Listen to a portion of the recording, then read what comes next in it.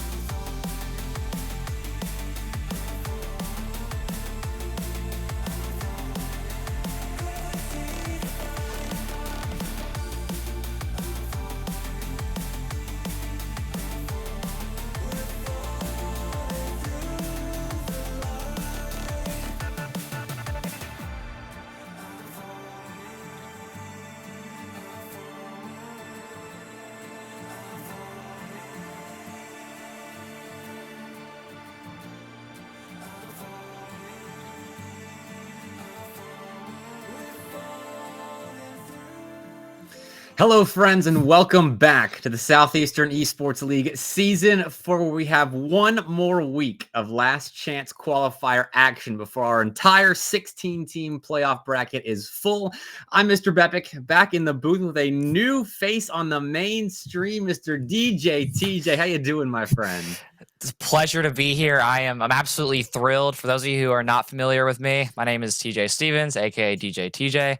I'm president of esports at UGA. I do a little bit of casting here for the Southeastern League, but first time on mainstream. So I'm excited, but not as excited as I believe some of these teams are going to be. There are some very important games today, as today could be the end of multiple team seasons. Actually, will be the end of multiple team seasons. And I'm just excited to see the action. Yeah, 9 teams enter and only 3 get each of the playoff spots that we have remaining in the LCQ. So, it was smart, TJ. Just earning your spot in the playoffs off the bat so you could come and scout your competition on the mainstream before you have to play them in round 1 of the playoffs. So, real smart there. You're not supposed to tell them my strategies. I mean, dang. But no, casting has been so much fun, even though I will say intentionally we didn't plan on doing this so I could scout, but it's kind of worked out that way. But the action's been provided whether we were going to be here or not. There's been some incredible players and incredible teams who've had their ups and downs. I mean, looking at the bracket, you have Alabama, who a lot of people had being probably the 1 seed in the LCQ, and they now find themselves possibly a series away from their season being over. Right. I mean, that's just the way the LCQ goes in the SEL. And it's tough to predict, which we have tried to do. A lot of us on the staff here at the SEL, we've put together prediction brackets, which Colt made fun of me last week because I was very public about who I was predicting in the LCQ. So I'm going to do it again. Colt, if you wouldn't mind putting the predictions up on the screen just so I can make them public. Of course, our first series of the day is East Carolina. Oh, that was TJ's pick. Oh, wait. Oh, am I going first? Yeah, TJ, you're going. Oh, Go for dang. it. Okay, well, I mean, as y'all can see, Alabama personally was my pick to be the overall winner of the LCQ. Technically, I thought they were going to have the easiest path. I thought they were going to basically sweep and just kind of take control of things, but I think they're going to take care of business against UAH White. But this Oklahoma team, a very strong roster that had to go up against Huntsville's blue team, and unfortunately had a rough sweep against them. But I think that team is going to be able to take it to Alabama today, and we'll hopefully get a good series in that as well. Going further down, my shocker pick, Eastern Carolina over UNCC. Yeah. A lot of people may not like me for that one, and I'm sorry to the 49ers, but personally, I'm here for the chaos, especially that being my first time doing all this. So hopefully we'll see at least maybe a game 4 But the rest of my picks are normally, I mean, they're pretty normal. FAU, I'm hoping will probably cruise through. It seems like they've already taken a win against UArc, so they're only 1 series away from that being true. And then Auburn has already won on the bottom side. So we'll see. Yeah, I mean, those aren't awful picks. The FAU one's kind of easy, especially with Arkansas forfeiting their spot in the LCQ. The 3 players got stuck in a calculus exam, apparently. So that's unfortunate for Arkansas, but FAU moves on. They got Hammy Crackers back this week as well, so I wouldn't be surprised to see him taking down Louisiana Tech. But that ECU one, it's very ambitious, TJ, because I mean, ECU, they went 2-5 through group play. They didn't have a great showing against really any of the teams. UNA and Baylor were their only wins, and combined between those 2 squads, 1 series win. So East Carolina, they're trying to turn things around in the last chance qualifier, but they got swept last week on the upper side. But UNCC, they lost as well to UAB in game 5, who UAB went on a crazy run. So I don't know how much that means going against UNCC. But TJ, I mean, I respect the ECU pick there. I mean, I'll take it, I guess. I honestly, again, I'm not really sure what was going through my head making my predictions, because when you lay it out from a statistical standpoint, UNCC is not only the team with the better record and the better stats, but also probably the bigger amount of vengeance. Yeah. They had that rough game 5 loss, and granted, UAB was the team that ended up making it through playoffs. But I don't know. I feel like maybe ECU is going to get the chance to play off of egos. And with a team captain like Chief Not Sober, I mean, that name alone is something that I can get behind. So that's my pick. A killer team name or player name. So we'll get to see Chief Not Sober for the first time on the mainstream as East Carolina takes on UNCC. One of these teams' SEL fall split runs is done at the end of this best of 5, and the other one moves deeper into the LCQ bracket. But here we go. ECU in pink, UNCC in yellowish gray. Not sure what that color is entirely. So far, pretty back and forth gameplay between these 2 teams. Very high level Rocky League you can find anywhere across the entire Southeastern League. But it's not just about the mechanical level that these teams need to show today. It's the poise, the ability to talk to each other and calm each other down, to stick up for one another when you're not playing so well. And we're going to see just which teams really just wants it more. Very interested to see what ECU's offense is able to do against UNCC, because in the couple series that I have watched of East Carolina's, their playmaking hasn't really impressed me. They've found some decent goals, but I watched them play against UAB, and I think UNCC is definitely an upgrade from the Blazers. No offense to them, but ECU very close to scoring on a pair of tries right there. In comes Chillin. Stuff by Mikkel right there. Great spurt of offense, and it's still going. Chief Not Sober setting up basically, but more shots off target. Finally, Chillin going to put the ball in the back of the net, and ECU on the board first. I was just about to mention that ECU has so much pressure in this early side. It feels like that UNCC is really trying to feel out this ECU attack, but with a team with as much talent, I should say, as UNCC, and especially with the record that they've built over this entire season, I really hope that they can start to play to their speed instead of doing so. As we'll see Pludio try to put a shot in top corner, but it's going to bounce off. Demo comes out as well, but it's just going to be a slow attack. It's going to go off, and basically it's going to turn into an ECU counter.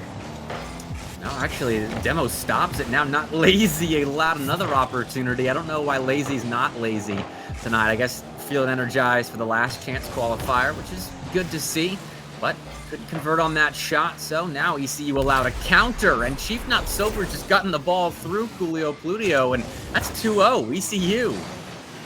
ECU again, just taking all the pressure in the space that this UNCC defense is giving them, and they're simply just putting shots on net. Not really a big surprise that after so many shots, one of them is going to go in, but especially in a best of 5, this game 1 is just so important, and if you're on the UNCC side of things, you really want to start to see the momentum flip around.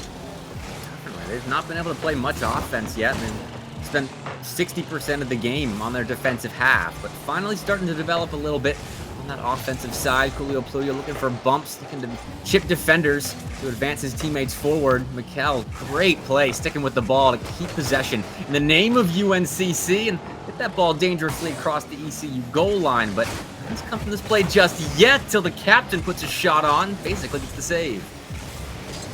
this UNCC team finally starting to look a little warmed up. Not exactly sure what the pregame rituals were, but now we're starting to see a few more passes come out as we'll see Coolio try and get over basically, but doesn't. Chili's got an open net. It's going to go off the right side. Sober can't get to it, and we'll see Coolio get it past one. Oh, now good looking transition. Lazy trying to beat the Chief back, but Wifty Chillin gets free access to the ball. Bumped off the play, however. UNCC will have to keep playing offense for a second longer. Wesley finds the real clear, puts the ball center in that UNCC half. But again, nothing coming from it. The defense is really solidifying after those opening 2 goals. Trying to open things up with some demos as Mikkel, but still nothing doing. UNCC still scoreless. Bumps and demos, the very unfortunate meta that this game comes to, as it's not the most fun to play against, but it is the most fun to do. As Chief's gonna back up my point here, as we'll see Lazy try and get a touch on net, and it's close, but it's gonna go high, and Mikkel's awkward, but he's gonna try and get a tap for a teammate. We'll see Plutio wait out here. See him try and get one to the side, but this UNCC team just getting the opportunities, but just not connecting, is now basically is going to get one opportunity of his own. He's actually going to get a demo for a teammate. We'll see Chili put a shot down, just not enough. We'll see Plutio put one out. These are tough shots, but ECU kind of struggling to finish, though. UNCC the same. Both sides are kind of getting open opportunities to hit shots, but just a little bit off target, which fair enough. It's the first series of the day in the LCQ, but that is a straight giveaway of the ball. Plutio serves one up for basically, and now UNCC down by 3. I will say that clear was not very Coolio from Plutio, as unfortunately for him, he's just set so awkward off the backside of things, trying to get a touch over 1, but for any Rocket League player above the rank of Plat, you know that's not an easy play to make. UNCC is a really rough spot. Plutio's trying to get one back, but too weak a shot. Going to push the Niners back. Chillin off the side wall. Looking to get the ball back center, but Lazy in the area to clear. 60 seconds left. UNCC, they could use something, anything, going into game 2 right now, because they've been held scoreless. While they've gotten more time spent in the offensive zone they started the game off with, they still have yet to score a goal to have something to show for it, which you feel like it's got to come soon. And it might come right here, but unfortunately, this ECU defense is doing such a good job of not only playing back, but playing patiently back. They're letting these shots come to them, and then as soon as they get a moment to go, it's all steam ahead. And then as soon as that's done, it's all back. And unfortunately for this UNCC team, it makes it exponentially harder for them to get really anything going. And so with 15 seconds left, we'll see if Lazy can kick something off. Fortunately, actually, I take that back. Fortunately for him, he's going to sink one bottom right. Man, I looked away for a second thinking there's no way a goal is going to come from this position, but Lazy put the ball off of Coolio's nose, and that put enough heat behind it to get through the ECU defense. How about that? I can't say it was planned, but it works nonetheless, and it might be the sliver of hope this UNCC team needs, but you need a goal now as we slowly approach the final seconds of this game. It's almost mathematically impossible at this point, and a very close shot there from Chief Not Sober, and as the clock hits 0, we're going to see UNCC actually get one for the road. It's going to make this game look a little bit closer, but ECU had control of the whole game. And you wonder, where was this offense at the beginning of the game when ECU was up 3-0? Because UNCC was struggling to really get going on the offensive side of the ball. And then, I don't know, I mean, sure, the first goal was from their defensive half, but that was clean from Lazy there at the end to cut it to 1. But regardless, ECU taking game 1. Good start for them. Again, like I was saying earlier, this UNCC team, in my opinion, is the more mechanical team. They have almost the exact same amount of shots as the ECU team. Granted, ECU had a few more in the first minute or so, and that was really all that made the difference, in my opinion. I mean, we watched just about 3 straight minutes of Rocket League that was just simply back and forth. A lot of ping pong, a lot of rough shots being forced on, and it's a product of the pressure that these LCQ games can produce amongst these teams. But granted, all these players have tournament experience, and it'll be interesting to see what Coolio and his guys do this next game. And things are trending in the right direction for UNCC at the end, getting those 2 goals. And if you look at the stats line, ECU with 7 saves on 10 UNCC shots, that's impressive defense. So maybe the lack of offensive production from the UNCC side was just good goal line prowess from ECU. And then I'm wondering if that continues or if UNCC keeps the momentum from the last 15 seconds of play of game one going into the next couple of games, because it feels like this game two extremely pivotal and demonstrative of how the rest of this series is going to go. In a best of 5, you would really hate to go down 2-0. There's only been a very small amount of reverse sweeps in the SEL, believe me, I know. Who's done it, TJ? Name a team that's done it. The UGA Bulldogs, you know how it be. But it's a rough spot to be in. It's a very stressful spot. I mean, you basically are forced to take every single touch that you make and be very careful with it, as basically is going to show us how it's done, keeping ECU and the momentum high. Wow, here we go again. No 3-goal run for UNCC. Instead, ECU again finding the opening goal in a game. This time, 23 seconds in. That's a clean transition there to get on the board, basically hitting their mark far side, and UNCC starting from behind again. This UNCC team, though, not as bad of a start, as bad as it looks on the scoreboard. I feel like I'm seeing a little more confidence out of this team. I feel like we should be seeing a lot more. As soon as you go down in a game 2 like this, there's not a lot to lose, as not Lazy trying to put on a little fake and a show for the stream here, but unfortunately for him, it's going to be read by the ECU defense. Well, that's a missile of a shot, stomached by basically. Great save right there. ECU in position for this UNCC attack, and Chief Not Sober allowed a chance at a clear, but Mikkel guarding the midfield line, looking center for Coolio Plutio, but basically going to intercept. The pass wasn't perfect, and now Chillin, kind of shooting the same position that basically found the opening goal in this game from, but this time the UNCC defense prepared. ECU going to retool from their defensive side and get back to playing offense here. Well, if you're a UNC fan, you at least know that the squad is at least learning to defend the shots that got him earlier, as a great save comes out from Coolio, and this is now going to turn into a counterattack. We'll see Lazy trying to go over 1. Does get over basically, but 2 from the ECU side are going to get there first. We'll see Sober try and keep the pressure, but can't. We'll see Plutio actually get there first, and Mikkel can't get to it. Now we're going to see momentum switch right back around for the ECU side. Shot tries to go on net, but a huge block from a UNCC defender. Oh, Chief looking for Chillin, going off the back wall. It's nicely done by Chillin to get that ball on target, though the accuracy came at the cost of speed, so UNCC finds a save, and now Lazy in transition with some room to work off that side wall, but Chief Not Sober has that back wall covered up, and UNCC, try as they might to develop chances here, ECU's just not letting them. Just 2 shots for UNCC here, and both of them saved. Just 1 shot from UNCC has one shot has not been saved or found the back of the net. I lost my train of thought there. But ECU, the point I'm trying to make, their goal line defense right here, TJ, is immaculate.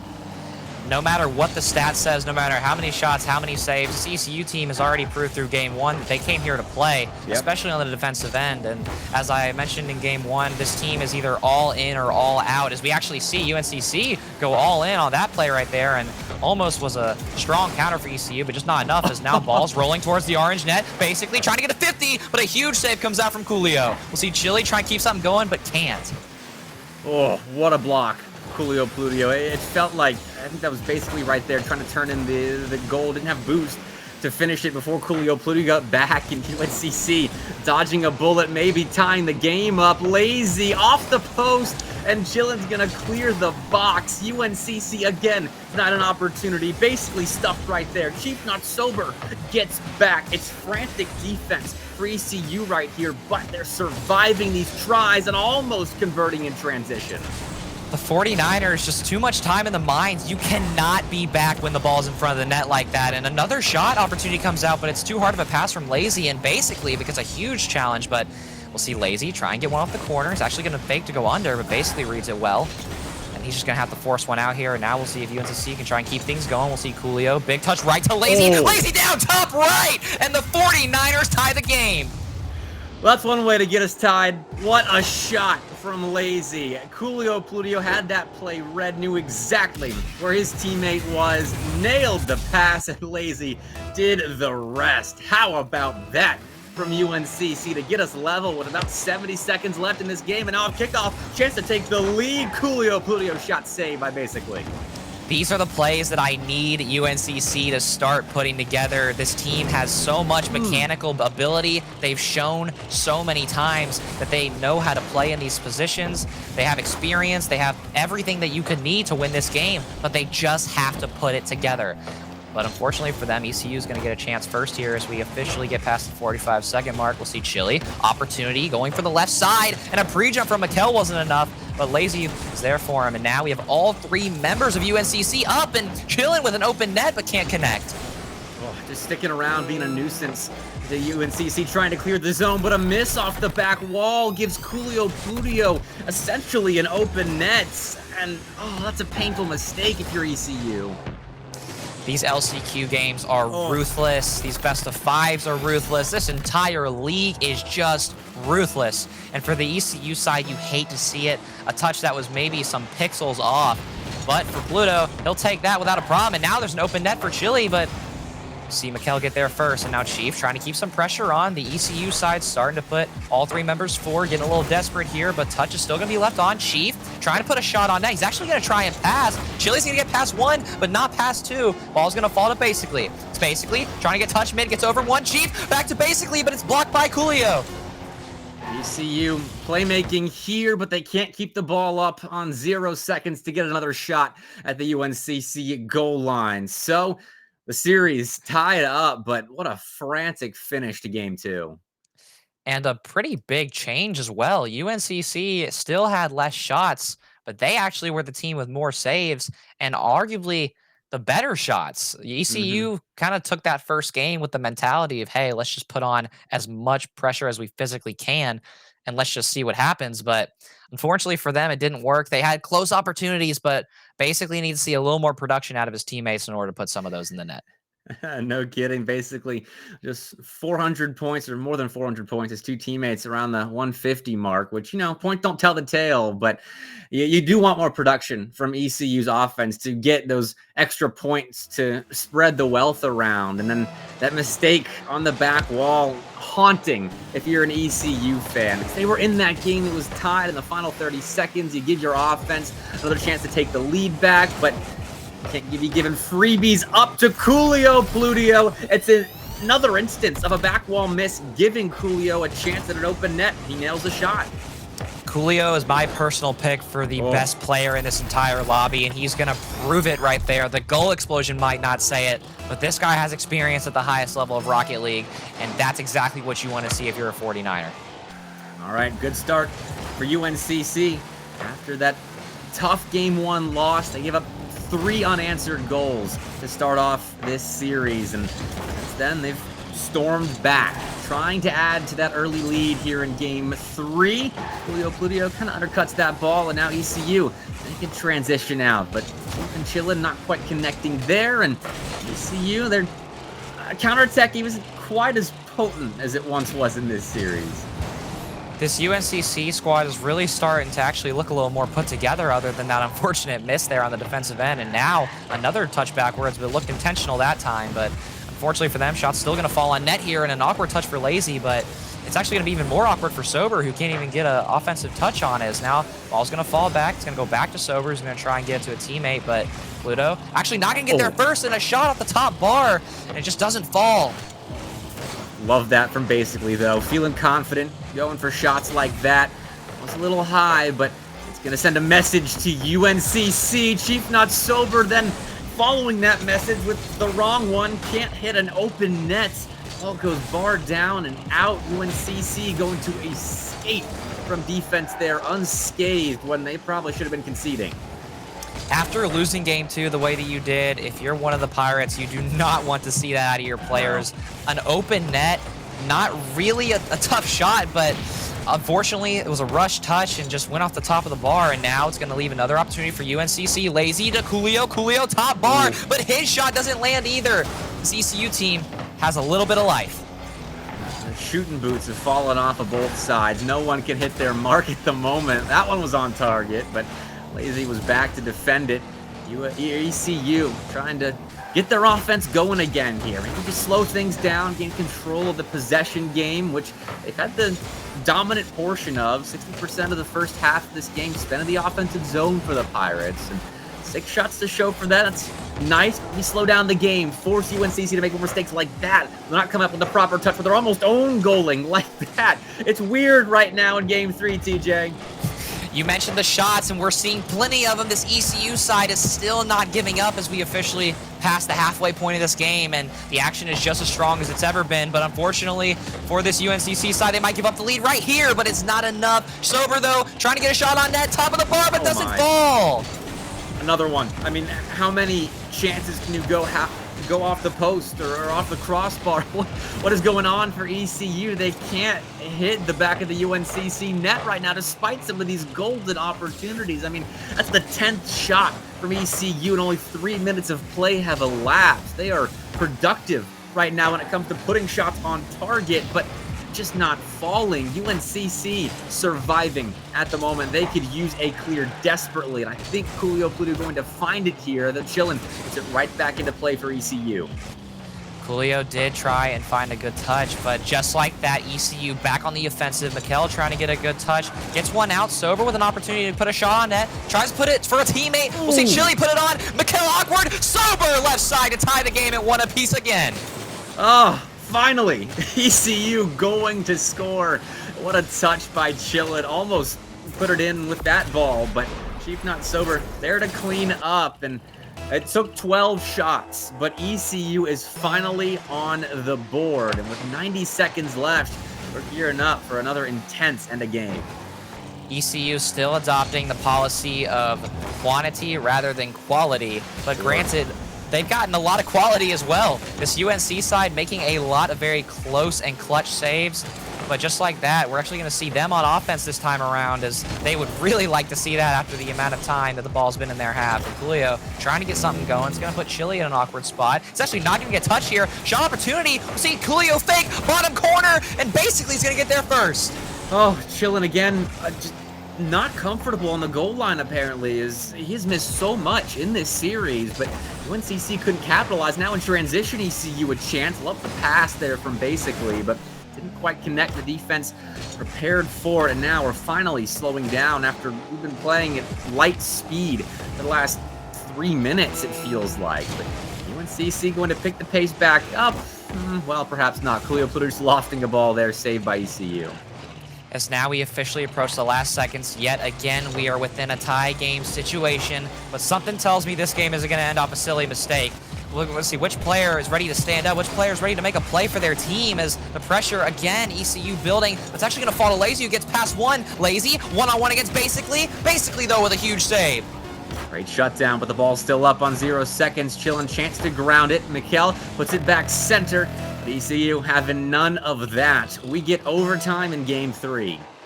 This is exactly what I was hoping to see, but we might not get enough of it. But Mikel with an unfortunate whiff that's going to fall into the hands of ECU. Lazy getting faked out. Ball's going to fall to Basically. Basically trying to beat Pluto, but can't. Pluto past 2, trying to flick over 1, but Chili's going to make a good touch. See what Lazy can do here.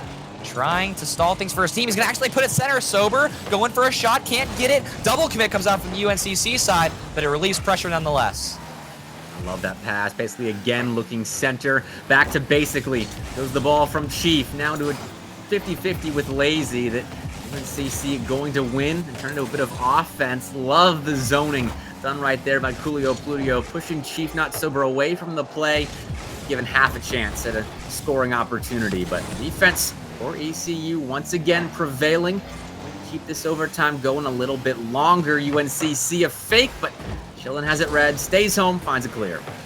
I'm not sure if we missed the memo, but the rate of passes I'm seeing are exponentially higher. And now, for those of you in chat who are wanting to see a good game, we're starting to see high-level Rocket League. We'll see Chili pass to Basically, who gets over Mikel, but see Coolio get there first. The offenses definitely look a little bit more composed here than how we started game 3. A lot of missed shots, missed opportunities at the beginning of this one, but getting closer and closer to scoring, it feels like. Not for the solid defenses on both sides. That shot blocked by Chief Not Sober. Not cleared, though. UNCC going to stay in the business zone. They need that game-winning goal to put them on match point. ECU does as well. You don't want to be down to your last life in the last chance qualifier. Chillin knows that. Big save to prevent That from UNCC. Missed there from Mikkel, and okay, we'll play on. The longer you sit in these games like this, especially overtime, things just get so much more pressure. You start to feel your fingers tense up a little bit, maybe even feel it in your legs or your feet as well. But we'll see what these teams can do with it, see if they can turn that pressure into diamonds. We'll see Chile get a huge touch forward into the UNC half, but see basically try and keep that trend going. We'll see Michael gets the ball first. Michael, Mikkel, I'm not sure at this point, but either way, making a great air dribble, but basically though, going to get to it first. Going to leave Lazy in an awkward spot, basically trying to read the miss, but doesn't. See Chief not sober, get an opportunity though, going backboard, opts not to shoot, leave it for a teammate, but he gets beat by a UNCC player. Now Lazy versus basically again. This is a battle we saw to end regulation once more. Won by the defender. Basically finds half a clear, and the Coolio Pludio placed right back into the pink zone. That's a dangerous center ball. Mikkel steps up, plays it off the corner, but basically a clearance in the general direction of Chillin.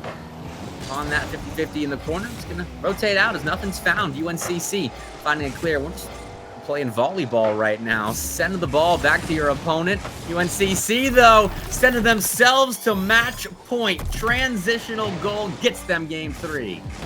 The passes again in abundance, and finally after we watched maybe 10 or 11 plays in the last 6-7 minutes of Rocket League, one finally connects and basically calling for a controller DC, and seems to be laughing it off, and at least we know the mentality is good on the ECU side. I mean, they're in this series I thought UNCC was definitely the favorites by far and away with what East Carolina looked like during group stage. But apparently the teams that finished like 5th and 6th in their group are just beasts when it comes to the last chance qualifier. Because, I mean, Clemson making it, UAB making it, UIH Blue making it. There's just something about being a lower seed in the LCQ that gives you a buff or something. And we talked last game about some players not stepping up for their teams, but this game, I feel that every player stepped up. Almost every single player in the lobby having at least 300 points. That is no easy feat, even with the extra 3 minutes of overtime. But just like that, these teams, they're warm, they're ready, and they're ready to give it their all for y'all on stream as we are about to enter game 4. There's also something else about being on stream in the last chance qualifier that gives us game 5. So we had that electric game 5 between UAH and USC Garnet last week, and now UNCC, well, actually it's ECU trying to get us to game 5. UNCC's the squad trying to avoid it. As I imagine there's a lot of scariness that comes with having to play in a do-or-die game when it comes to your SCL fall split life. And UNCC not interested in that 5th and final game. You could go on for days and days about the rivalries and the storylines surrounding this entire league, but UNCC is here for none of it after a great flick by Michael, and it's going to be an easy shot for Lazy. 1-0, 49ers off to a fast start, but this is what happened in the last game. ECU able to come back after a little while and at least force overtime. UNCC, there you've got the hot hands, playing the ball to the back wall, looking to create something to add to this already important lead here in game 4. But ECU defending it fairly well, despite a scary moment right there. Scary is an understatement. If I'm that defender, I am absolutely shaking in my controller after watching the offensive player try and ram me there, but fortunately, still manages to get the clear, but both sides just really sticking around on each other's half. I'm seeing people play off of backboards, off of ceilings, off of corners. I mean, every surface in this entire arena, the ball is touched, and we're only a minute in. Players are playing quickly around the pitch right now. It's a big win by Lazy. Coolio Pludio inbound, but Chillin, a save off his own back wall. Chief not sober, can't get back in time, and Mikkel makes it 2-0. UNCC on a run. ECU in a critical position, down 2-1, match point, staring at the end of their season. And unfortunately, the clear wasn't made, but there's still a very long time in this game. We've seen crazier things on this stream alone. And it'll be interesting to see if ECU makes some mid-game adjustments or if they're just going to stick to their guts and try and get these 2 goals back. ECU put up 3 goals in game 1. Previous 2 games, a combined 2. Their offense has to wake up from its slumber, its ill-timed slumber. Basically, the player to wake them up. Big goal to cut the lead to 1. Good morning, East Carolina. Basically over 2 UNCC defenders. Top Benson in. An explosive goal that might just save their season. That is massive. Basically has been trying to will this team to victory. I think been at the top of the leaderboard the bulk of the games in this series for ECU. That is a massive, massive shot. And 3 minutes left. There is so much time for both sides really to do some more scoring in this game. It is manageable on both ends. It's a 1-goal game. It's electric on the mainstream. It's Chief Not Sober with a pass across UNCC's goal line that finds no one. The action just continues not to stop as Julio meets his teammate for a quick little smooch on top of the goal, and basically is going to get a shot out of it, but just not enough, as we'll see if Chief can try and pass one down. Does, but Chili can't get to it first. Ball's going to fall to Basically, though. Basically, opportunity, flick, actually fake under 2, but doesn't go bottom right. Chief trying to go for a double, but can't reach it. We'll see Lazy clear one out to Chili. Chili's going to try and put one off the wall, but no teammate there. Oh, basically feeling it right now. The playmaking, almost finding an equalizer, but now it's UNCC's turn in the offensive end. Julio Pludio denied on the goal line by the Chief, basically to clear the zone. Chief Not Sober, missing the ball there, basically going to step back up into the play. Gets through the first UNCC defender, but not the second. So, 49ers clear the zone. Julio Pludio and Lazy combining for a passing play to the pink back wall. It's a Mikel's shot. Chief Not Sober, another save to add to their name. ECU and the backboard are just not getting along right now. I have yet to see a major backboard clear come out, and it's gotten scored on them every single time except for that. So whether it's our script or whether it's just the way the Rocky League goes, this game is still going on with a 1-goal lead. And now we'll see UNCC try and make it another, but the ball's going to fall to Basically. It's going to then fall to Julio, but Sober gets to it first. Basically, shot bottom right to tie it at 2 apiece. What a pass. I thought the Chief was out of this play, but sticks there on the back wall. And Julio Pludio has that red. That's good positioning from Julio, if not for the wild card of Chief Not Sober on the back wall. Perfect dime of a pass to finish, or to finish that play off with a goal. And now 90 seconds left. We're all tied up, and ECU will be taking the lead here. Chilling an open net. They can't make contact. Julio Pludio going to clear the goal line. Chief Not Sober, the true pirate that he is, dying with the ship, staying up when he needs to, staying back when he needs to, making all the plays he possibly can, and he's trying to make another one here, but we'll see Lazy get to it first. Oh, no. It's an awkward touch, though. Open net, 3-2 Pirates! Oh, they've come from behind. They've scored 3 straight goals. That's not a great touch from Lazy, especially when your teammate has just been blown to smithereens on the goal line. Beautifully executed play by ECU, and they storm in front. You were right, TJ. They had that comeback potential. They weren't out of this. There was plenty of time left, and look at that. 60 seconds left, and ECU have gotten themselves a lead.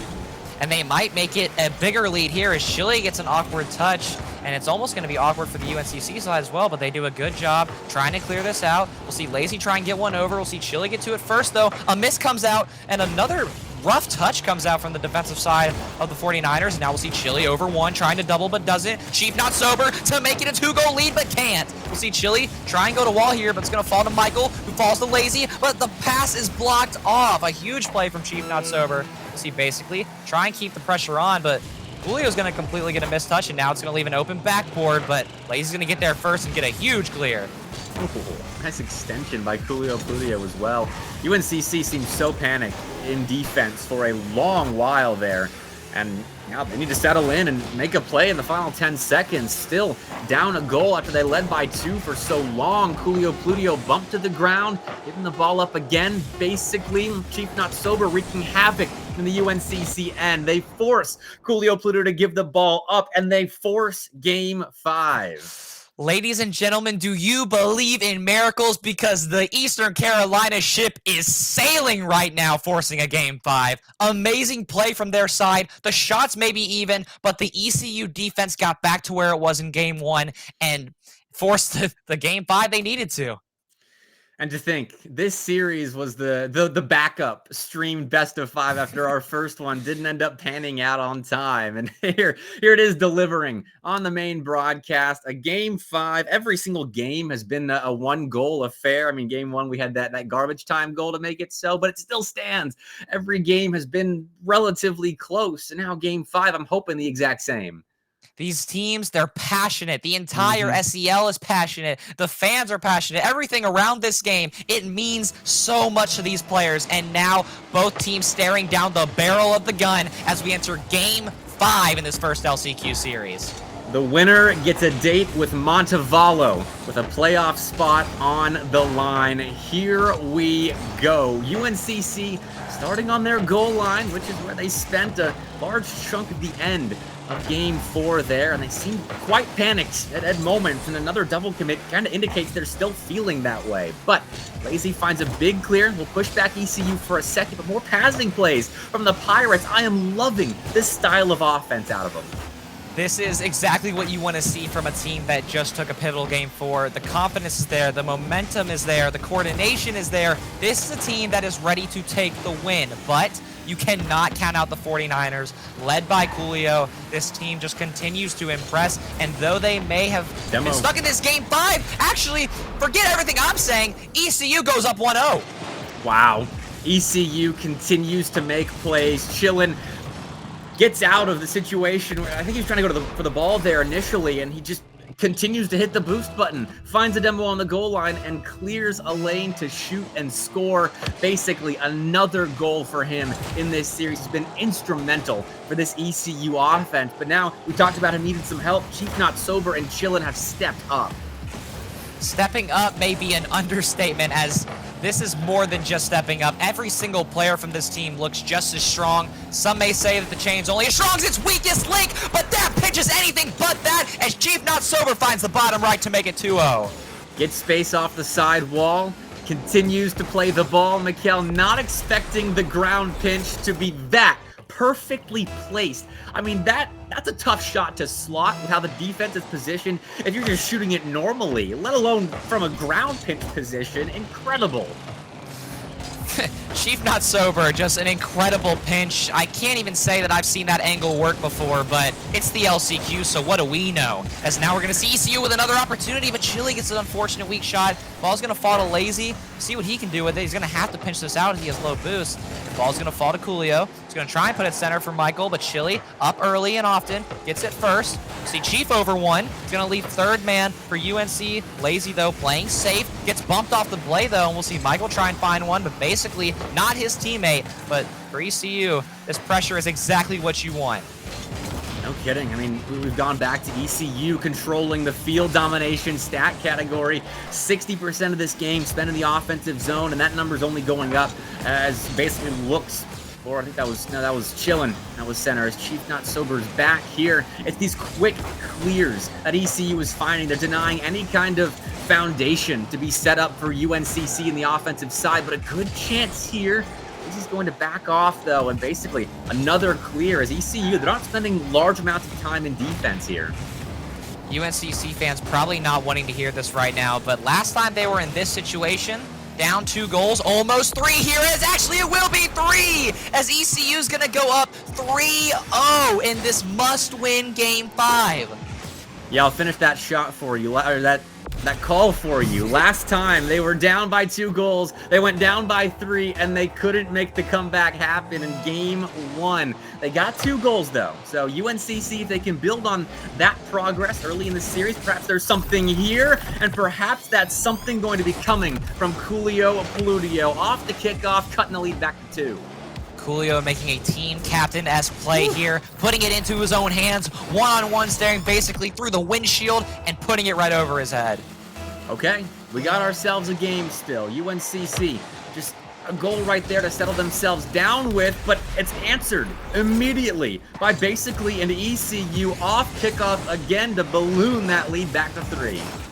And just when I thought we had a series, it's back to a 3-goal lead for ECU. Now, granted, 2 minutes is a lot of time in Rocket League, and especially with how close these two teams have been playing, anything is possible. But if you're a UNCC fan or player or anything, you need a goal, and you need it now. You're going to have to start getting aggressive soon. Maybe not immediately, but soon-ish. It's 3 goals in any stretch of time is very difficult to come by in competitive Rocket League, especially at this level.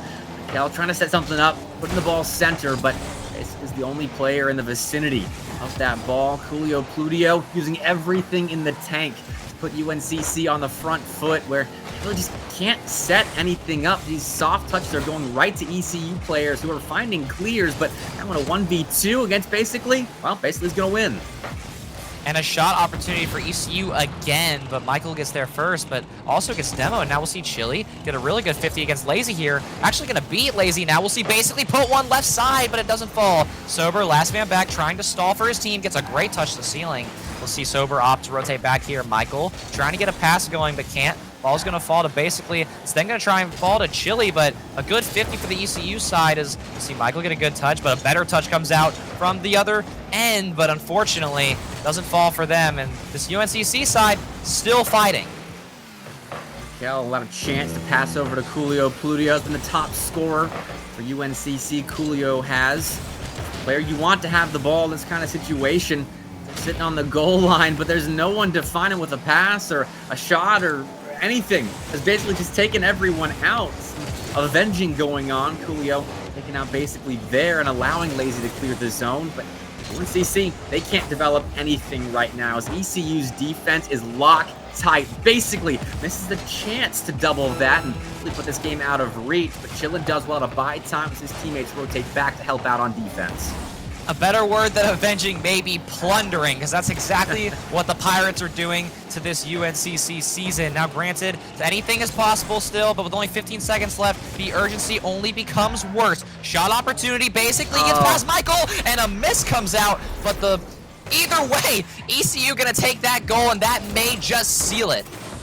Yeah, I think 4 goals in 10 seconds is a little bit too much to ask, even for UNCC. ECU. What a performance. I had nearly written them off in this series, but they come out, grab game 1, and they lose 2 straight, which can rattle teams. And then game 4, they solidify, they put up a 3-goal performance, and then they match that plus some here in game 5, a 5-1 final in the 5th game of this series, and ECU moves on to play Montevallo.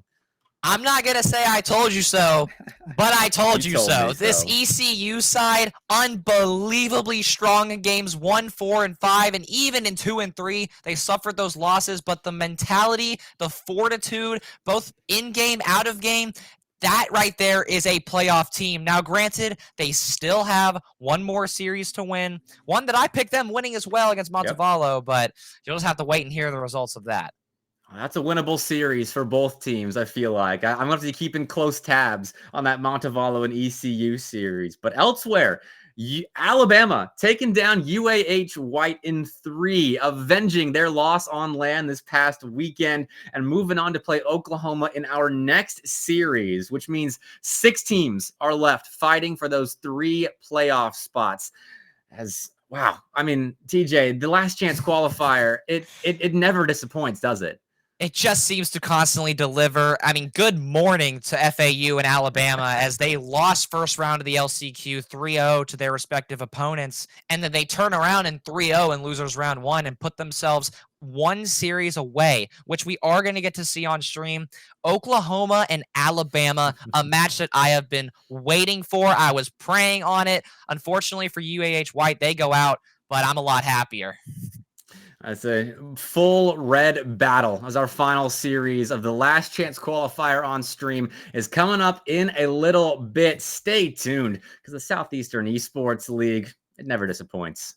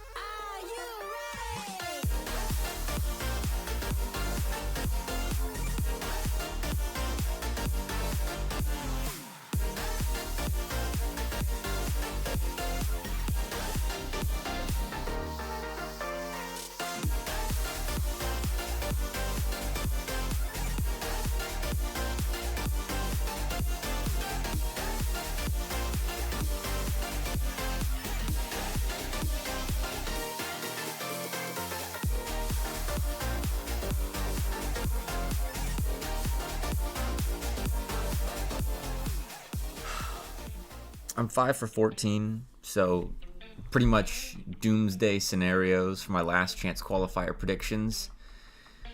But there are still 6 more best of 5s to be played in the SEL last chance qualifier before our entire playoff bracket is set. And so I'm going to predict all 6 of those correctly. Welcome back to the State of the SEL.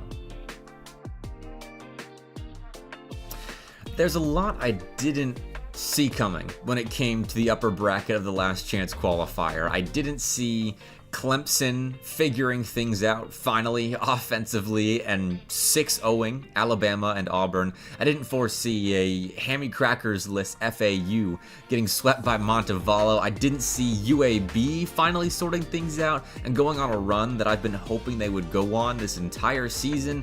And then I didn't see UAH Blue just grinding as much as possible to make sure they're prepared for the last chance qualifier so they wouldn't go down to that lower side of the bracket.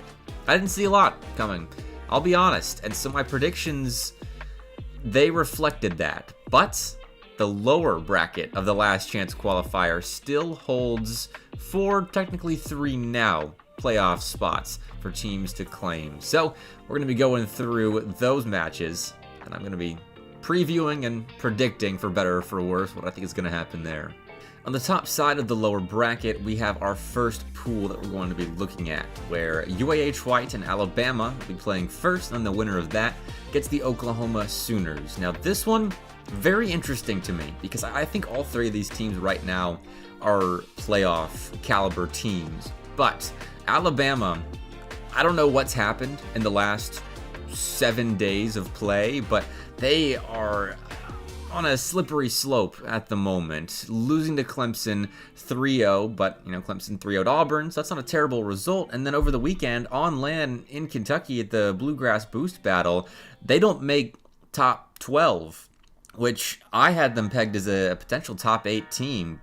They played UAH White in the middle of that event. They got beat in 5 games, almost completed the reverse sweep, but they still lost in 5 games to UAH White, who's trending very up right now. Lost to Auburn in 5 games last week in the last chance qualifier. And then on land this past weekend, they made top 8, which is an insane result for the UAHB team. And I don't know if they're going to be coming back down to earth for this second week of the last chance qualifier, but if they don't, I see them beating Alabama again. And then honestly, against Oklahoma, I'm not entirely sure if they take that or not, but there is a good chance that it does happen. I do think Oklahoma gets out of this group, but honestly, it's a toss-up. All 3 of these teams, playoff caliber. Next up is a pool of East Carolina, UNCC, and Montevallo, which is another really curious group for me, and I'm surprised that this one ended up happening. It helps that FAU didn't have Hammy Crackers last week, and so losing to Montevallo allowed Montevallo to now have 2 chances at making it to playoffs. But I've got UNCC beating East Carolina. I'm just not a huge believer in ECU right now. They struggled on the top side. They got swept by Louisiana Tech. They lost to UAB in week 4 of the regular season. I just don't see them taking down a UNCC squad that has some really good results to their name already this season. But moving on to play Montevallo in the next round, Montevallo's looking good, and this may be more of a prediction with my heart than it is a prediction with my brain, but I think Montevallo could beat UNCC. I think they definitely beat ECU if that upset ends up happening, but I really think they beat UNCC as well, which that would be an upset, but Montevallo a little hot right now because FAU, even without Hammy Crackers, still a good team, and Montevallo was able to sweep them, so we'll see what happens. Again, these last chance qualifier groups are such toss-ups. I'm struggling to predict them, and we all saw how my predictions went last week, so we'll see what happens, but I'm riding the Montevallo train. Then Pool 3, this was a little easier to predict. I think FAU getting Hammy Crackers back after he was absent last week is a big buff to that team, and Arkansas and Louisiana Tech, teams I could see in the top 16, but they're just in the path of a potentially resurging FAU roster. So I see FAU going 2-0 and making it to playoffs because they were one of my contenders at the beginning of this season. And I don't think that's really changed. I think they've been knocked down a few pegs by some other teams that have risen through the ranks, but with Hammy Crackers, FAU is still a formidable team that can take down big rosters in the playoffs. But Louisiana Tech and UARC, I don't think are big enough obstacles to remove the Owls from their path to playoffs. And this last group in the lower side of the last chance qualifier, it already played out, but I am going to reveal who I had predicted for this group just to keep myself honest. So UTK Black and South Carolina Garnet playing in round 1. That one actually went to game 5. I had Garnet honestly sweeping UTK Black, but UTK Black showing us what they can do against a pretty good roster, so that bodes well for them going into the spring split, I feel. And then Auburn versus South Carolina Garnet. I had Garnet winning this one too. I thought they were going to make the 2-0 series run to playoffs, but Auburn took them down in 4 games, which is a big result for the Tigers, who have been reeling a little bit in the last couple weeks of the SEL. So now they can reset, Auburn can, going into playoffs and see what they can do in bracket play, which they were able to survive the last chance qualifier, but competition's only getting tougher. So one step forward, and we'll see if they can keep them going or if it's just 2 steps back come round 1. So there you go. That's my prediction / preview video for the last couple matches of the last chance qualifier, which means playoffs starts next week. I can't wait. I'm not going to be in the booth for those first couple of series, but I still can't wait to see what happens with the final 16 teams in the SEL. It's going to be electric. If you thought the last chance qualifier was crazy, I cannot wait to see what happens in the playoffs. But new video will be coming out about that next week, where I'll go over some of the LCQ results as well, previewing those squads that dodged the chaos that the LCQ always brings. So hopefully you enjoyed this state of the SEL. It's a little shorter, but still informative. So good luck to all the players playing today. I can't wait to see what the top 16 teams of the SEL are able to do over the course of the next 5 weeks.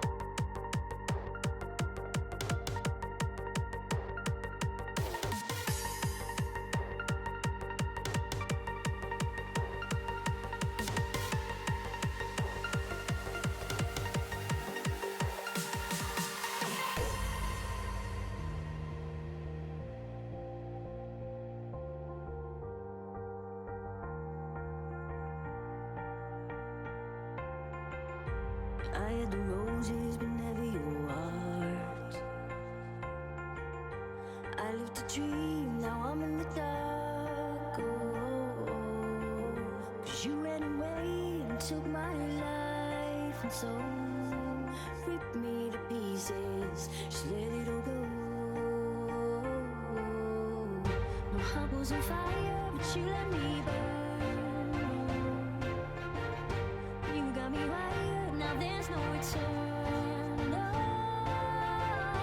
you took my heart, you took my soul. Rip me to pieces, let it all go.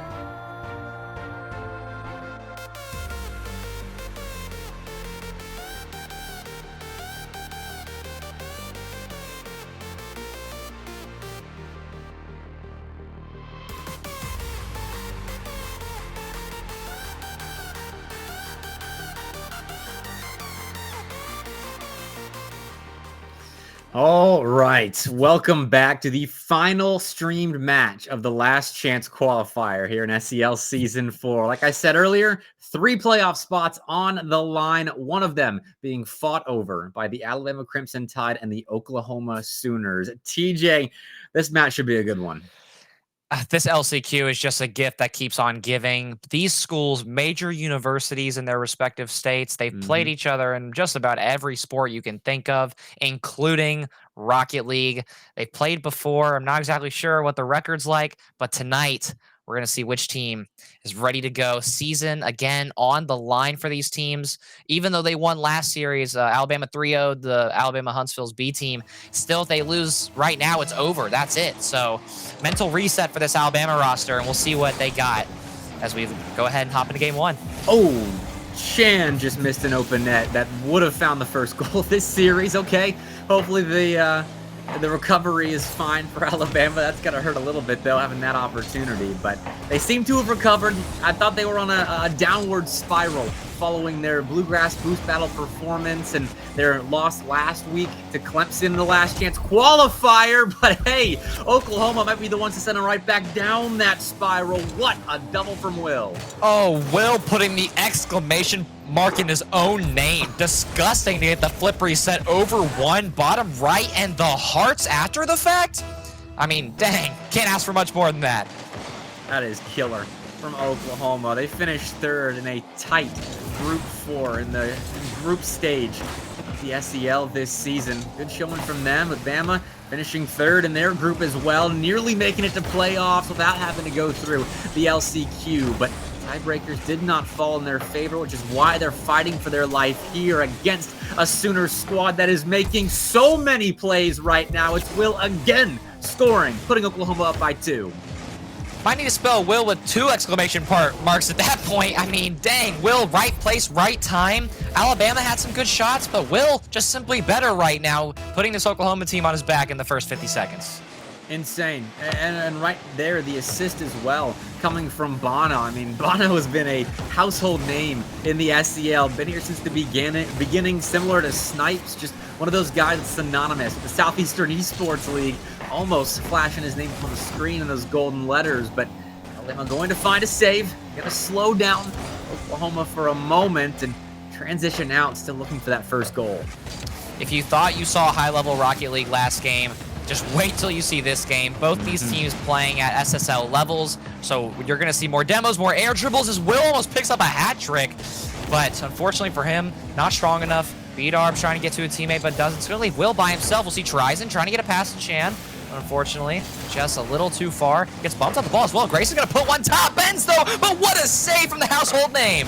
It's good to see Alabama, though, gaining their footing, but solid defense from Oklahoma, keeping that goose egg on the board. Trying again is Gray, going low, going fast. 1 for Alabama. They still need 1 more, though, to get this game level.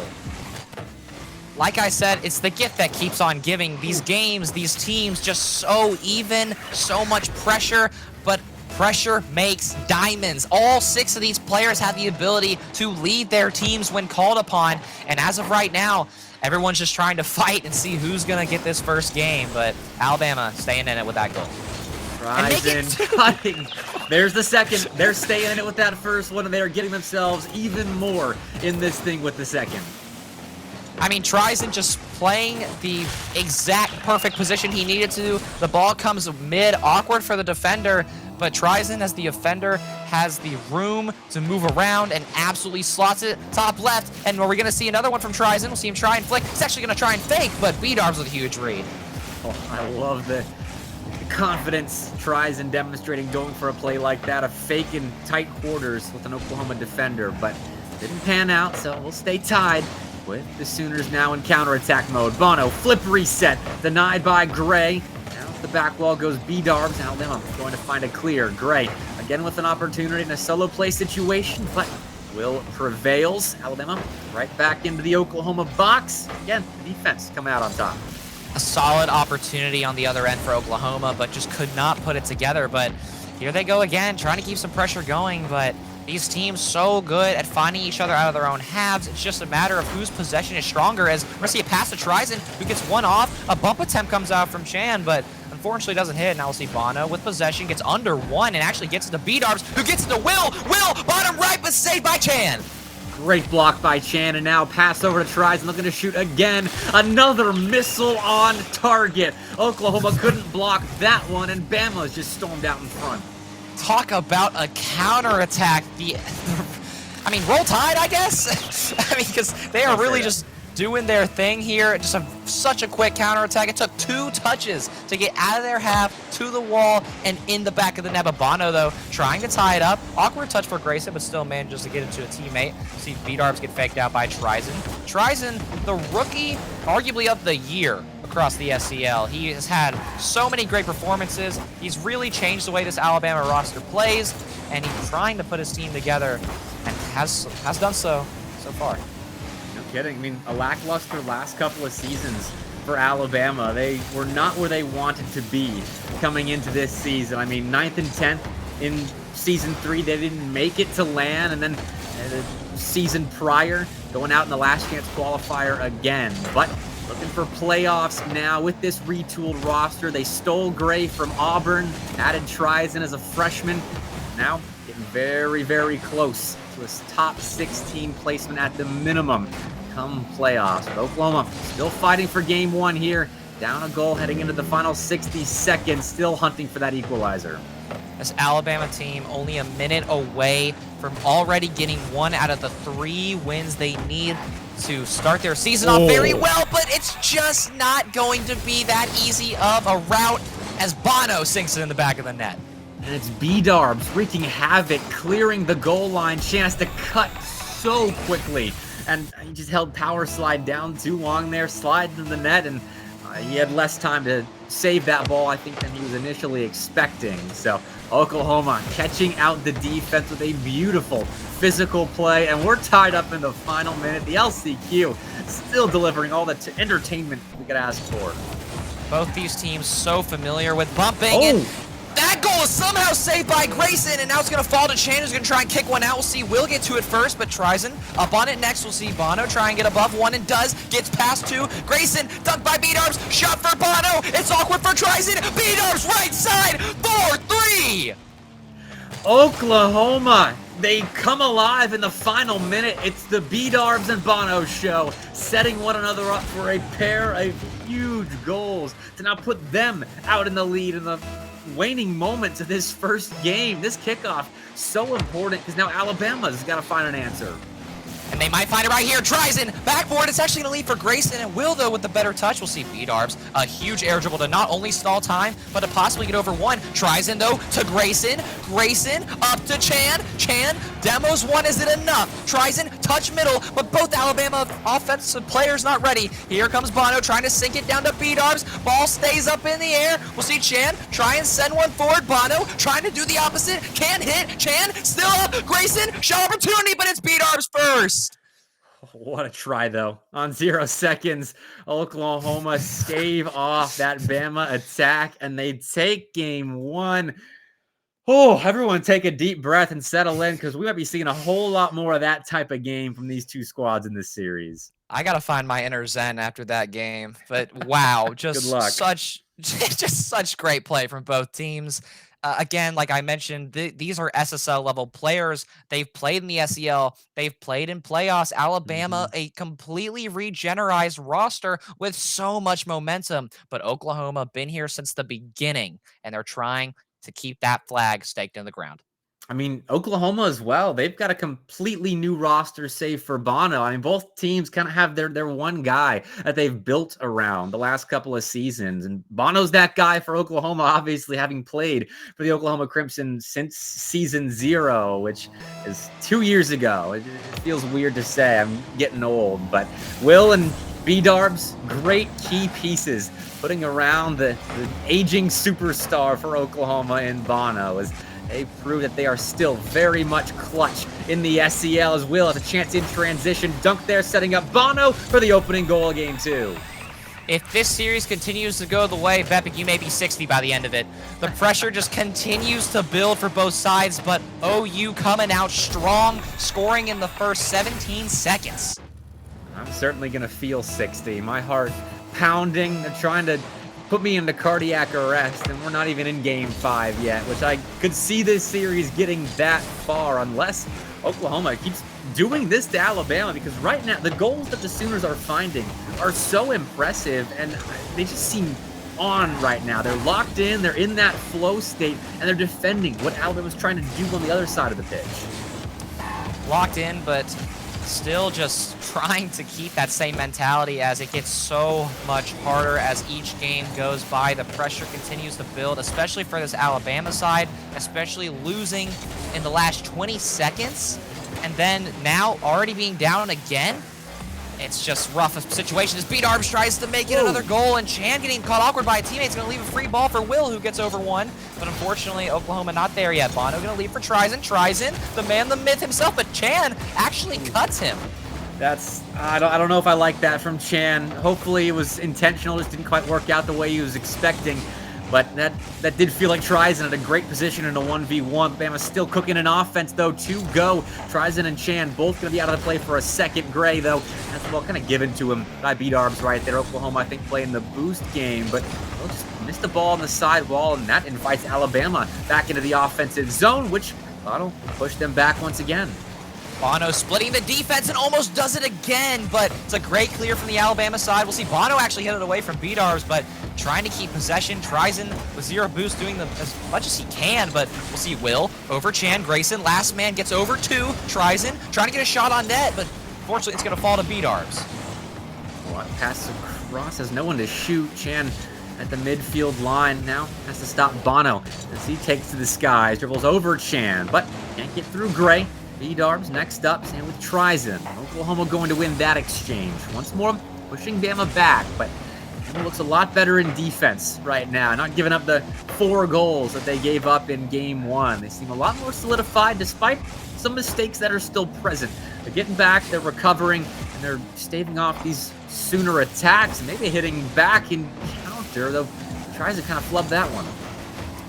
Rocket League, people say defense wins championships, but unfortunately for this Alabama roster, that defense hasn't been producing much of the ability to do so. But now, off of a clear from Chan, we'll see him try and get a touch on net, but he's by himself against 2 Oklahoma defenders and can't get much going there. But now, ball goes to Grayson, who tries to pass to Chan, but it's a little too strong for him. And now Trizin, 15-1's going to leave B-Darbs in an awkward spot by himself. Grayson rushing on, trying to get a shot on net, but it's a great touch from B-Darbs. Ball's going to fall to Will, who gets demoed. And Alabama getting a chance to catch their breath. Good touch by Chan. Got it over the head of Bono, but actually he's going to follow it up, and that will clear the zone for Alabama. Will's alone in defense, but does well. Hits the ball hard and gets back to block that shot from Gray, and comes Chan for just the ball into the corner where Will was properly positioned. He's rewarded with a clear for being prepared for where Chan was playing that ball. Still just 1 goal in this game 2 after we saw 7 in the first game of this series. The defenses have started building some brick walls on their respective goal lines. Rocket League is just as much of a mental game as it is a mechanical game. These teams are just as in it mentally. They're adjusting, they're changing the way they rotate, the way they hit certain balls, the way they pass, the way they shoot. Everything is just on a game-to-game basis, and it's going to be really special to see if Alabama can show everyone what they've been cooking up as we approach the minute mark in Game 2. Still playing a lot of defense as Oklahoma, putting pressure on and preventing any kind of siege that Alabama might want to employ in this final minute. Well, Crimson Tide playing offense at the moment. Oklahoma again, cool, calm, collected, finding it clear, nabbing some midfield boost and guarding that midfield line. Chan will try and put the ball over the center line and finds a teammate to help him out. Alabama can't set up their offense, though. It is a slow grind to gain any kind of territory heading into the Oklahoma half. This Alabama side again and again just getting touches, but just like that, they're just banging them away and hoping that someone downfield is going to make a play, which is possible with this roster, but this Oklahoma defense is a little bit stronger right now as we officially approach the last 15 seconds. Chan's beat, and it's an open net that puts Oklahoma up 2-0.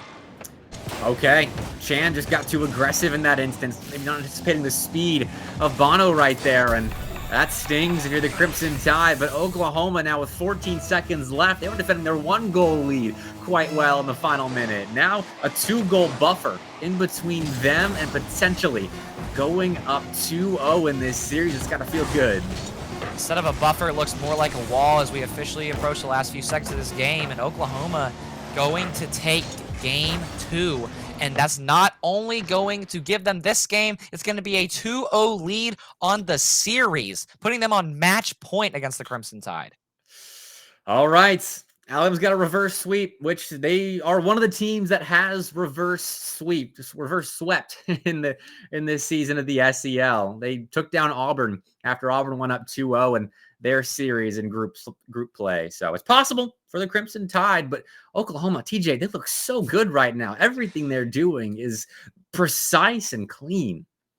Oklahoma, unfortunately, in the upper bracket of the LCQ, they took a close loss to UAH Blue. Granted, UAH Blue did sweep them, but every single game was within 1 goal. I got the pleasure of casting that on my Twitch. There were some really clutch moments from both sides. But this Oklahoma team, they're not the same team. They're playing stronger. They're shooting really well. Even though Will and Bedars may be 0-1, Bono 2 for 3 and paving the way. And it's going to be really hard for this Alabama roster to make this adjustment with just how strong Oklahoma's playing.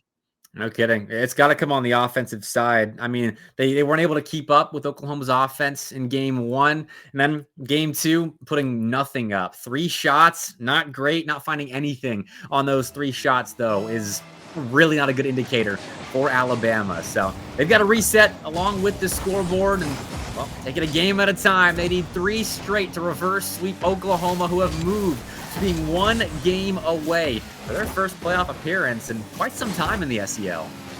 How long will it take? How soon will it be before the Sooners score? And is the Crimson Tide going to wash away? Both teams just stuck in this best of 5 to battle it out against each other. Now, granted, the path for Oklahoma to go to playoffs is officially within the next 4 minutes and 30 seconds. Alabama has to win 3 straight, and Oklahoma's going to take a lead. Almost a close save from an Alabama defender, but Bono again putting this Oklahoma squad up. It had to be Bono. Trizen misreading the play. B-Darbs just sweeping the line in case there's someone back, but no one is there in time, and Oklahoma find first blood again. One thing that we didn't really notice last game was if there was one player who could lead his team, as I was talking about Bono going to lead, but Will almost makes me close my mouth. But just like that, Bono, another shot opportunity, gets a great double touch, but it's going to be blocked by an Alabama defender. Now Will, can he make just as strong of a performance as he did in game 1? We'll see. He's putting the pressure on. He's going to leave this Alabama defense awkward, but now Grace an opportunity to pass to a teammate. Tries to go left, but Trizen's going for demos. Changing the play style a bit, perhaps. Alabama trying to get aggressive, trying to force Oklahoma's hand by taking out players. And it's worked out a little bit. They found themselves a little bit of possession, but Oklahoma going to clear it right back into that gray area on the field. Bono caught out in an awkward spot, tries and allowed to shoot. That's more of a 50-50 shot. Goes wide regardless. Alabama get their first real offensive attack in a little while and come up empty-handed, but still a 1-goal game, still manageable for the Crimson Tide. Trizen, one of the most exciting stories this year. Almost gets a good shot, bottom corner there, but Oklahoma, just like that, back on the offensives now. Will going to try and put a shot on, but it's going to be blocked by Chan. Chan trying to beat Bono to the ball and does, but this Alabama side is still just forcing plays downfield, and without possession against a team as strong as Oklahoma, it gets exponentially harder to score. But Chan with an opportunity. It's going to be Will, though, with a big clear downfield. Gray's there to meet it. Really catching out. Will is the last man back right now. It's time, but Chan still breaks down the entire defense. We're tied up with half a game left to play. Word on the street is Chan is a rat, and he is absolutely maneuvering. I don't know what word rats do when they move, but I'm just going to go with slithering. I think they scamper. I think that's what rats do. You're thinking of snakes there, which he might be as well, but definitely a rat scampering through and around the Oklahoma defense there. I may be thinking of snakes, but these two teams, as loyal as it gets to each other, the passing and the communication still just as strong. And it's going to be really interesting to see if Alabama, now with this sudden momentum, can start to put the pieces together and maybe take more than just this game. But either way, they have to take this game. Oh, B-Darb's a lot of shot right there. Good touch by Trizen, not only to save that ball, but get it into Gray's hands in the corner, which Oklahoma shutting it down again. Still doing a good job of preventing Alabama from transitioning too well. You're seeing the occasional counterattack, but for the most part, it's kind of being stunted by Oklahoma and their midfield presence. Here, Chan, zero boost just to hit that ball hard, clear the zone. Trizen's there to extend the play deeper into Oklahoma territory, but it's not as potent a counterattack as I'm sure Alabama would like to be putting up right now. Alabama with a huge opportunity there, but Chan just unfortunately can't slink one in there.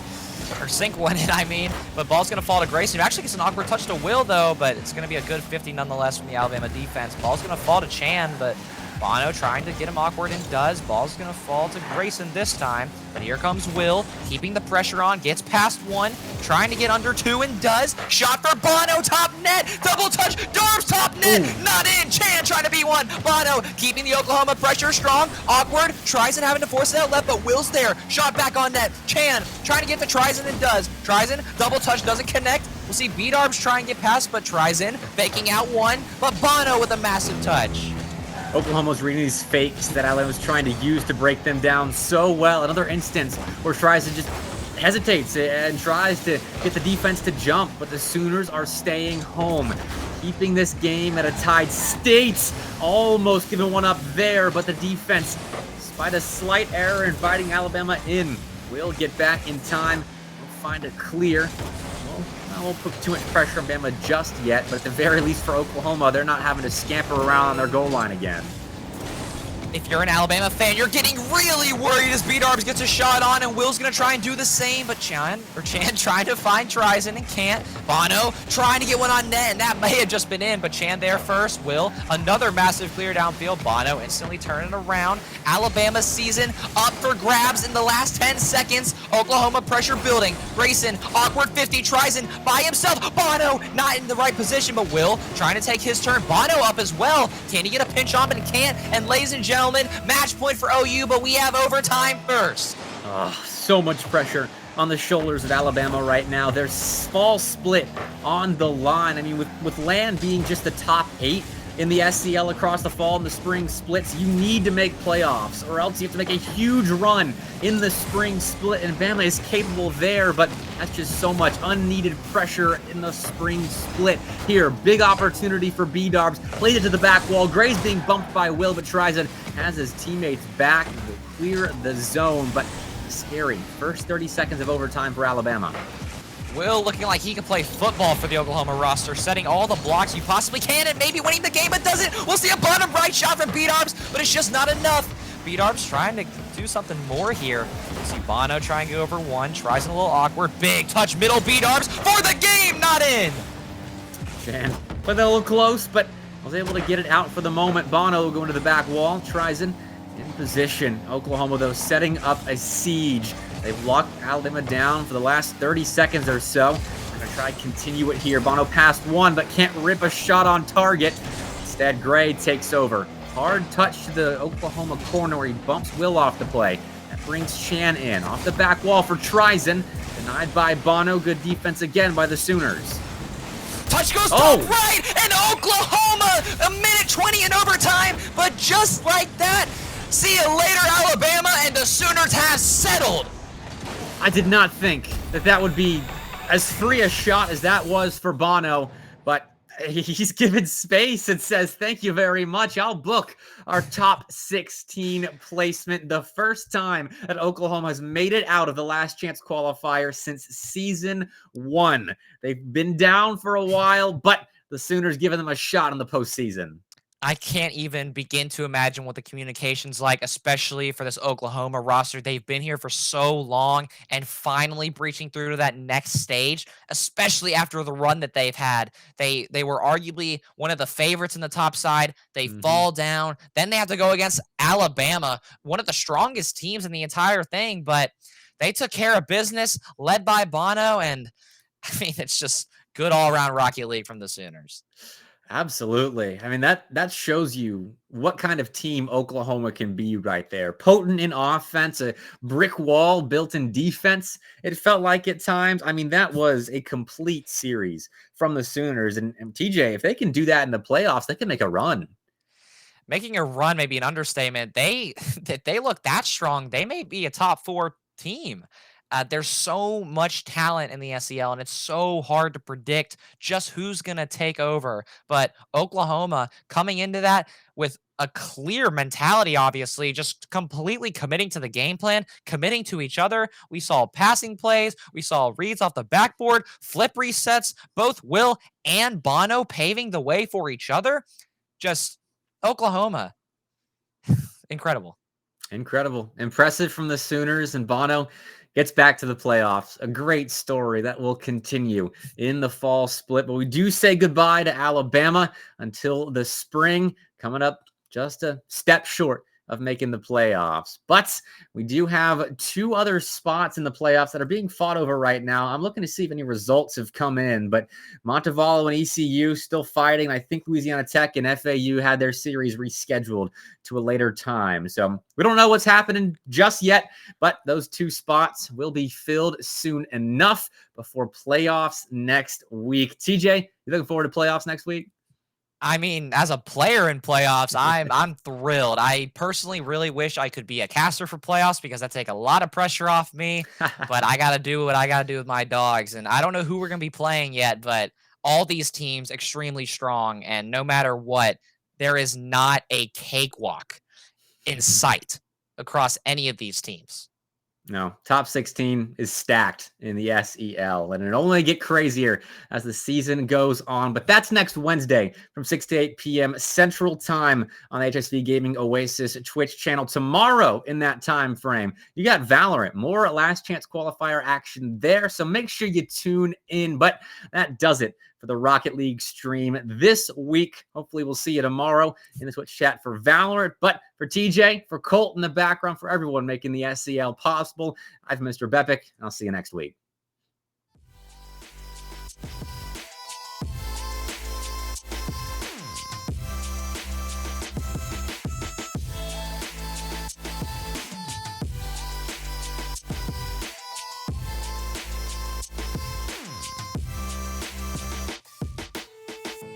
My love, it grows with the memories like a symphony.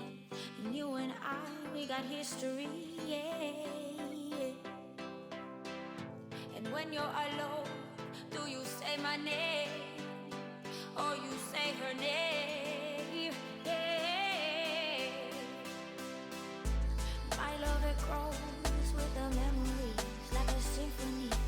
And you and I, we got history, yeah. Wherever love flows, there is also tragedy. When we're in too deep, and you and I, we got history, yeah.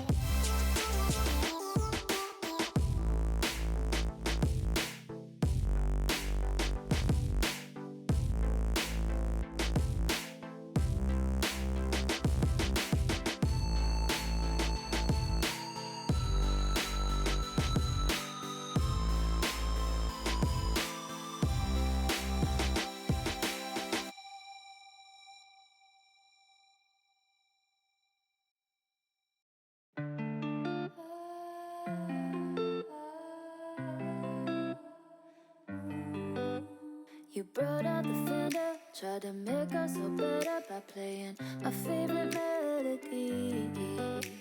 We know we both messed up, but this fight won't let up. Oh, same record on repeat. Tell me, boy, are we in different conversations?